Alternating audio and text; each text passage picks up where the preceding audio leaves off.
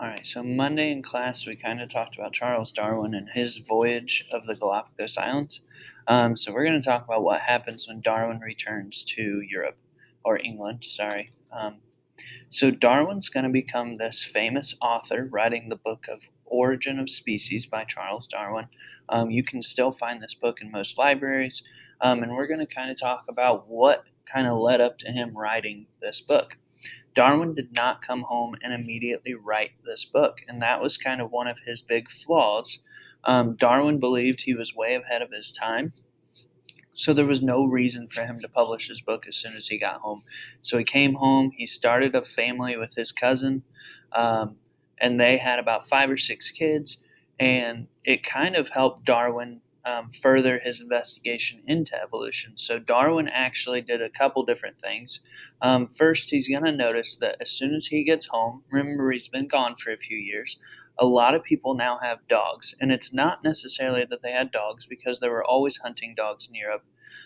The issue was that a lot of people now own smaller dogs, just like poodles or chihuahuas, things that you wouldn't normally see that had no evolutionary advantage. And this kind of concerned Darwin because what he saw at the Galapagos was that organisms were bred to be more fit. Now he's seeing organisms are being bred to specific traits and what he terms artificial selection. So artificial selection is when we choose, humans, which trait gets passed on to the next generation. Okay, so if we're talking about breeding a racehorse, we want something that's strong, that's fast, that's friendly, something that's going to win us a bunch of races and isn't going to try and kill the jockey that's racing with it. Okay, so Darwin takes this idea of artificial selection and starts applying it to his own studies. So he takes up the hobby of breeding pigeons. Okay, so Darwin breeds these pigeons, and he can choose what traits he wants his pigeons to have based on the characteristics of the parents. Okay, and what he defines this as is heritability is the ability of a trait to be passed down from one generation to the next. Okay, so I was talking about Darwin's studies. So Darwin gets home, and he's not really interested in writing this book. He starts breeding pigeons. He starts his own family. And then he gets a visit from a family friend who informs him that there's another scientist at the time who has this theory of evolution and kind of shows him what he's thinking. And the issue with this is Darwin wants to be the father of evolution. He wants to be the first one published. So this scientist who kind of comes over and talks to Charles Darwin ends up basically finalizing Darwin's ideas of evolution. Darwin gets his book published first. So Darwin ends up being the father of evolution. He barely published his book before the other scientist. If the other scientist would have, we probably would have been talking about him instead of Charles Darwin. Okay, and one of the primary things that Darwin talks about is fitness, or the ability of an organism to survive. If you look over here, if the green beetles stick out more, they're going to be eaten faster, which means when it's time to reproduce, there will be fewer and fewer green beetles. Even though there aren't very many tan beetles to reproduce, over time, the tan beetles survive better. Okay, or it says brown. Okay, the green beetles die out, the brown beetles survive. Therefore, we're going to see those brown beetles surviving. Okay, so Darwin writes this book on the origin of species, and in it he starts off talking about his voyage to the Galapagos Islands, explains how the heritability of traits through his pigeons, and kind of summarizes it all with this sentence right here. Natural selection is a mechanism by which individuals that have inherited beneficial adaptations produce more offspring on average than do other individuals. What that means is if we talk about these deer, the ones with the brown or the really dark brown have thicker fur coats versus the ones that are tan have a thinner fur coat. So what Darwin says is if this is my original population, throughout time, the ones with the thinner coats will die out because of the colder weather. The ones with thicker coats would survive better. Okay? And that kind of leads him into his 4 chapters, the 4 main principles of natural selection. So then Darwin goes in and talks about these 4 concepts are what allows natural selection to occur. Okay? variation, okay, overproduction, adaptation, and descent with modification. All right, variation. So, how does variety affect a population? If we talk about eye color, if people find blue eyed people more attractive, they're going to mate or reproduce with blue eyed people, which means that brown and green eyed people are not going to reproduce. That gene is going to die out in the population. Okay, so if we look here, we have different variations. You can see why these are variations. It's just a difference in color.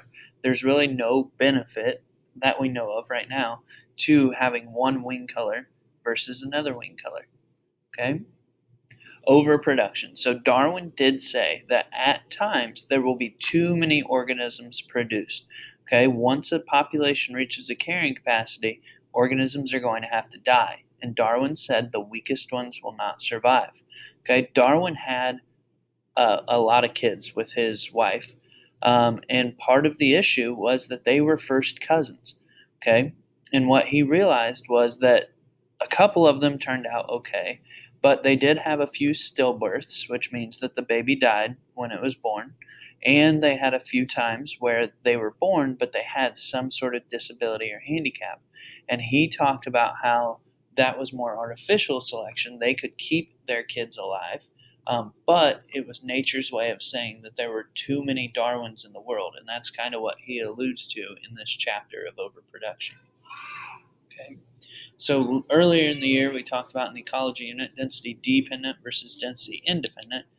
This would be a density dependent factor. It depends on the number of individuals. That's what overproduction is, that competition. Okay. Adaptations. When you can blend in with your environment very well, you're less likely to die. And we're going to do a lab in class on Wednesday where we actually discovered these things called peppered moths. And I'll kind of talk about that more here in a second. Okay, and last but not least, this descent with modification.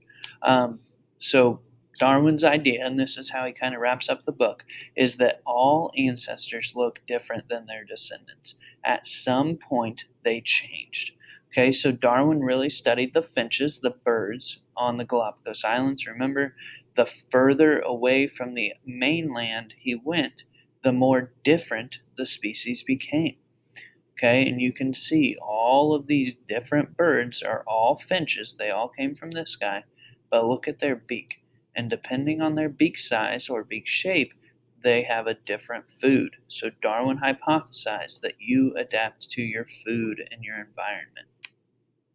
Okay, so here's our four main principles. You can see there's a variation between these two. Overproduction, unfortunately, one of these three is going to have to die. Adaptation, because of their ability to not absorb all the water to stay dry. And then descent with modification, you can see that the parent looks different than the offspring. Okay, all right, I'm going to show you kind of the lab that we're doing on Wednesday. Basic setup. It talks about these things called peppered moths. So during the 1800s and 1900s, we had the Industrial Revolution. And what this talks about is how the Industrial Revolution affected a specific type of species known as the peppered moth. So you can read here about industrial melanism. And what we're going to do is kind of talk about them.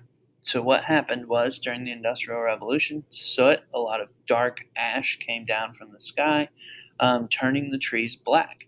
Okay, so the original white ash trees really supported a population of white peppered moths. But because of this melanism, because we changed the trees darker because of so much pollution, now the darker moths survive better. So you're going to go through here and simulate this. You can read through these steps and kind of discover that on your own. If you have any questions, let me know.